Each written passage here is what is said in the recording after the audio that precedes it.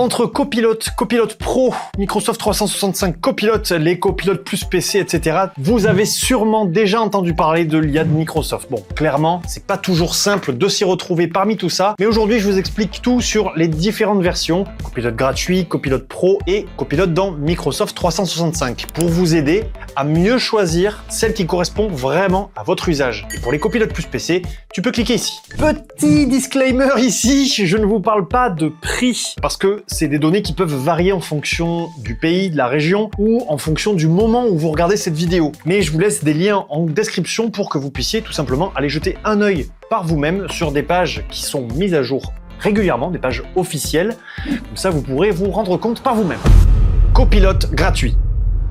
Disponible sur copilot.microsoft.com ou dans la barre latérale de Microsoft Edge. Il donne accès à GPT-4 Turbo, mais sans priorité d'exécution. Donc, s'il y a beaucoup de demandes à travers le monde, ça peut prendre plus de temps. Vous avez accès également à la génération d'images avec DALL-E 3 en version standard, au résumé de pages web via Edge, à la recherche web en temps réel et à la citation de sources, bien évidemment. Mais vous ne bénéficierez pas de l'intégration à Word, Excel, PowerPoint, etc., ni de l'accès à vos données personnelles, OneDrive, Mail, etc.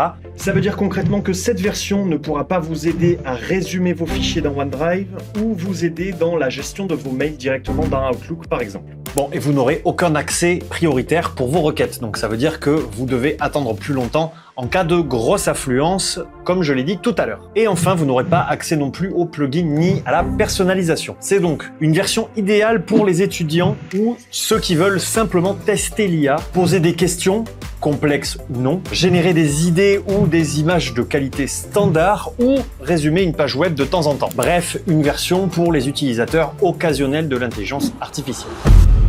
Copilot Pro.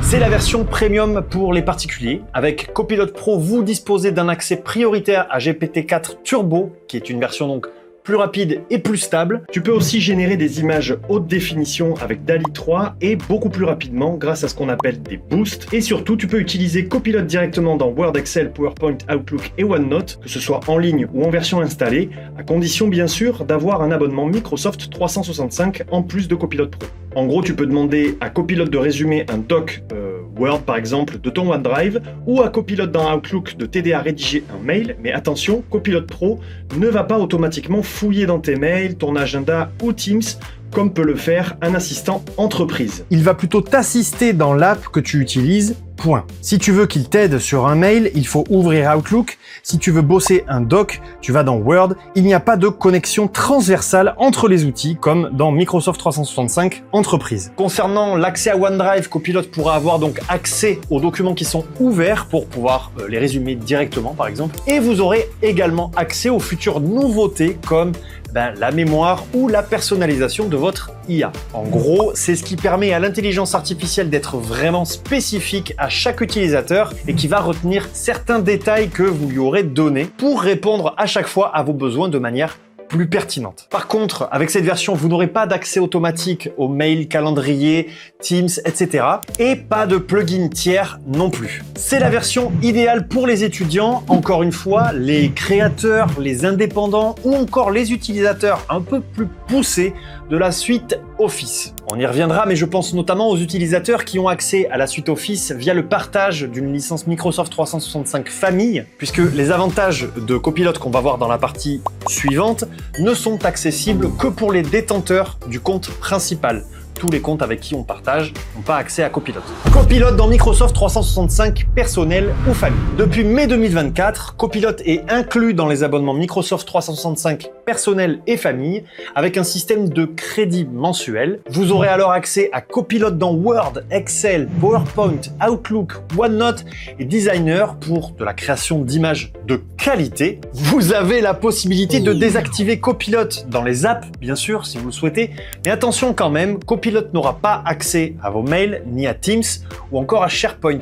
Ça reste vraiment pour un usage strictement perso. Cette version est destinée au grand public, aux familles ou aux étudiants, ceux qui veulent de l'IA dans leurs apps bureautiques et bénéficier en même temps de tous les avantages de cette version sans pour autant devoir passer pro. Et justement, Microsoft 365 Copilot pour les entreprises.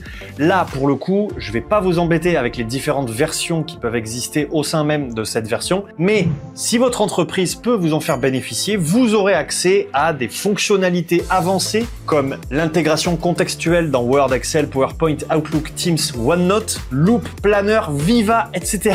Bref, ça permet à l'intelligence artificielle de comprendre ce que vous êtes en train de faire et de pouvoir réagir, on va dire, en fonction lorsque vous lui faites une requête. Les autres versions qu'on vient de voir sont évidemment sécurisées, mais là, vous bénéficierez en plus d'une sécurité conforme à celle de votre entreprise, donc sécurité plus. Et vous pourrez même avoir accès aux outils de services informatiques comme Admin Center, Audit ou encore Copilot Studio. La seule limitation, en vrai, c'est surtout que ça s'adresse pas au grand public, mais plutôt à des entreprises, donc c'est vraiment une version destinée à des utilisateurs ciblés comme des salariés, des organisations, des structures collaboratives souhaitant un assistant d'IA hyper intégré et évidemment sécurisé. J'espère que cette vidéo vous a permis d'y voir un peu plus clair parmi toutes les possibilités qui s'offrent à vous. N'hésitez pas à aller voir les différents liens que je vous laisse en description sur lesquels je me suis basé pour créer tout simplement cette vidéo si vous voulez approfondir un petit peu. Quant à moi, je vous dis à très vite dans une prochaine vidéo. Prenez soin de vous et prenez soin de votre PC. Ciao!